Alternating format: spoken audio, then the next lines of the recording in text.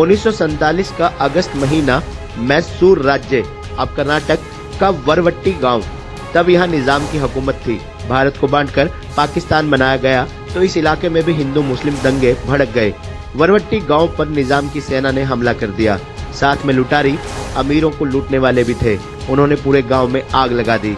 यही एक घर में 5 साल के बच्चे ने अपनी मां को जिंदा जलते देखा। पिता उसे बचाकर गांव से दूर ले गए।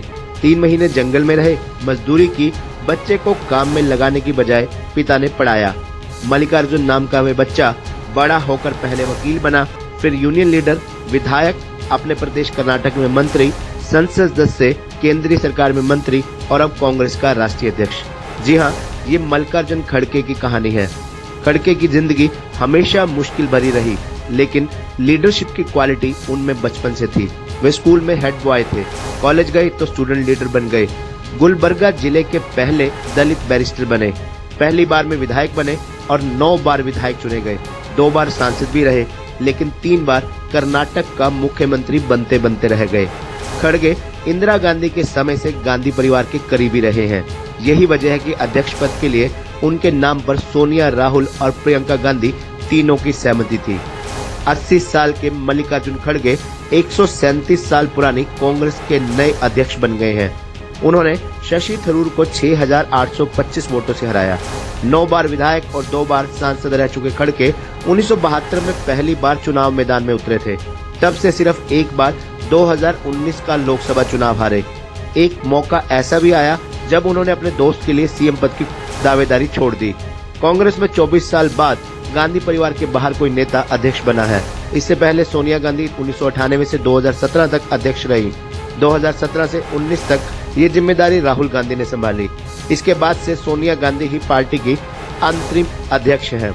मल्लिकार्जुन खड़गे के गांव से मीडिया को मिली उनकी कई अनसुनी कहानियां, जो कि आपको हम बताने जा रहे हैं। उसके लिए मीडिया के कई साथी मल्लिकार्जुन खड़गे के सियासी सफर को समझने के लिए उनके गांव वरवट्टी गांव में गए। यही मल्लिकार्जुन खड़गे का जन्म हुआ था। यह गांव कर्नाटक के बीदर जिले के भालकी तालुका में आता है। यहाँ भी उनके परिवार के लोग रहते हैं। गांव में उनके भतीजे संजीव खड़गे रहते हैं। संजीव के पिता मल्लिकार्जुन से 2 साल बड़े थे। 9 साल पहले उनका निधन हो गया था।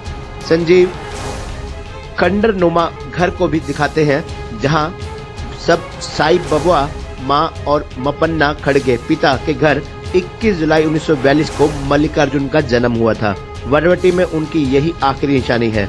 पूरी तरह से घर टूट चुका है, अब इसकी एक दीवार का हिस्सा भरी बचा है।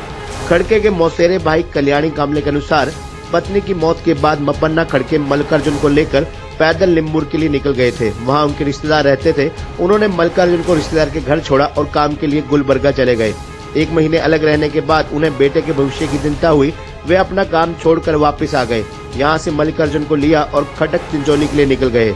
वहीं दोनों एक जंगल में करीब 3 माह तक रहे। मपन्ना दिन भर मजदूरी करते, जो कमाते उसे बच्चे की परवरिश में खर्च कर देते।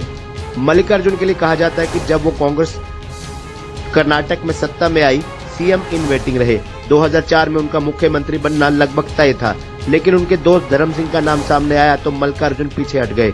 2013 में भी मल्लिकार्जुन कांग्रेस विधायक दल के नेता चुने गए जाने वाले थे। तब आखिरी वक्त में सिद्धारमैया का नाम आगे कर दिया गया। 1980 में भी आर गुणू राव सरकार में मंत्री बनने के बाद मल्लिकार्जुन सभी कांग्रेस सरकारों में मंत्री रहे। राज्य की राजनीति में भी लिंगायतों और वकालियों के वर्चस्व के कारण वे मुख्यमंत्री नहीं बन पाए। दलित समुदाय में आने वाले मपन्ना ने अपने जीवित रहते मल्लिकार्जुन को कभी काम नहीं करने दिया। उनकी सोच थी कि बेटा पढ़ लिख कर बड़ा आदमी बने। खटक चिंचोली से निकलकर मपन्ना 3 दिन लगातार पैदल चलकर गुलबर्गा पहुंचे थे। यहाँ उन्होंने कपड़ा मिल में काम किया।